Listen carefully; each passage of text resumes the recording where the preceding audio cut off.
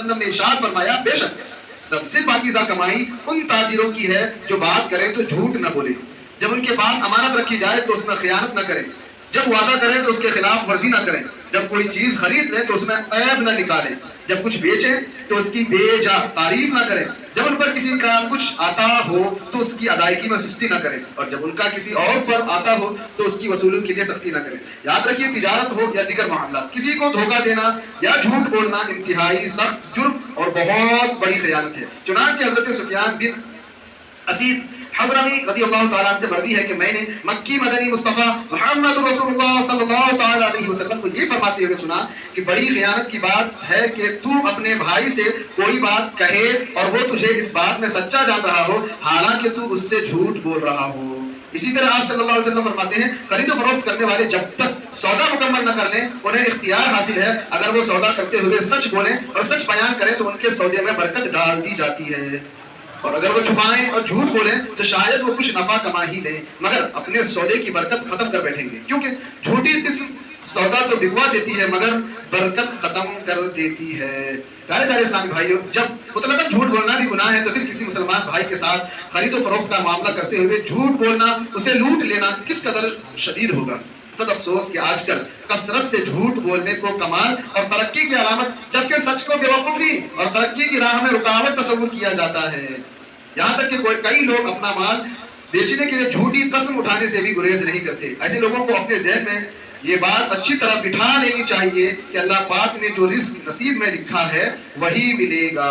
न तो सच बोलने से आपके हिस्से की रिस्क में कोई कमी आएगी और न ही झूठ बोलकर आप अपने हिस्से से ज्यादा रिस्क हासिल कर सकते हैं। अलबत्ता झूठ बोलना बहुत बड़ी बेबरकती और माशी तबाही का सबब साबित हो सकता है। झूठा शख्स चाहे कितनी ही कामयाबियां समेट ले मगर आखिरकार झूठ का वबाल उसे पहुंचेगा। बिलफर्ज दुनिया में ना सही मगर आखिरत का खसारा तो जरूर है, और यकीनन खसारे आखिरत से बढ़कर इंसान के लिए कोई मुसीबत नहीं। काश हम अपने मुसलमान भाइयों के साथ खैर ख्वाही और भलाई वाला मामला करें और रिस्क के बारे में अल्लाह पाक की जात पर भरोसा करने को अपना शेवा बना लें। आजकल तिजारती मामलात में जगह जगह झूठ और धोखाधड़ी इसी वजह से आम हो चुकी है कि लोगों ने राजी के हकीकी पर तवक्कुल करना छोड़ दिया है, अल्लाह ताला पर भरोसा करना छोड़ दिया है। अल्लाह रब्बुल इज्जत भरोसा करने वाले को बेहिसाब पसंद फरमाता है, लेकिन उसके बंदे अपने ही मालिक के हकीकी पर भरोसा करना छोड़ दिया। हालांकि एक कामयाब ताजिर को उसी बात जात पर तवक्कुल का ज़हन बनाना चाहिए जिसने जमीन पर चलने वाली हर जानदार का रिस्क अपने जिम्मे करम पर ले रखा है। अल्लाह रब्बुल इज्जत ने कुरान पाक में फरमाया,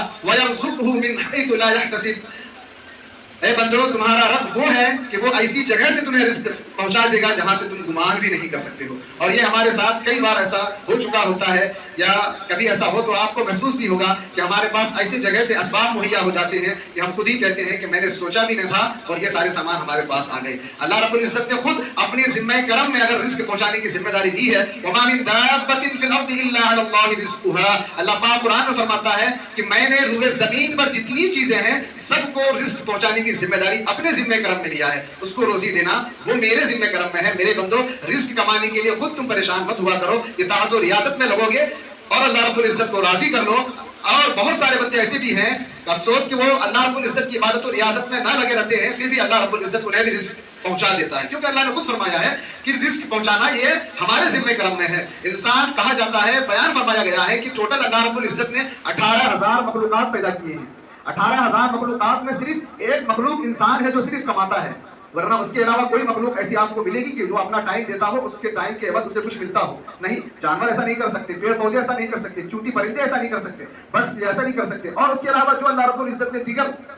चीजें, दीगर मखलूकात को पैदा फरमाया, कोई भी ऐसी मखलूक नहीं है जो अपना टाइम को इस्तेमाल करके या अपने टाइम को कहीं खर्च करके या टाइम को लगा करके उस टाइम के बदले में उसे कुछ मिल जाए। इसी को तो रिस्क आज के दौर में हम यही तो कहते हैं कि कमाते हैं, क्योंकि इंसान आज करता वही अपना टाइम देता है और उसके टाइम का एवज, उसका अजर उसको दुनिया में मिलता है। और अल्लाह रब्बुल इज्जत हलाल तरीके से हो तो आखिरत में भी अता फरमाता है। लेकिन एक इंसान है, अल्लाह रब्बुल इज्जत जब दूसरे 17,999 मखलूक को भूखा नहीं सुलाता है तो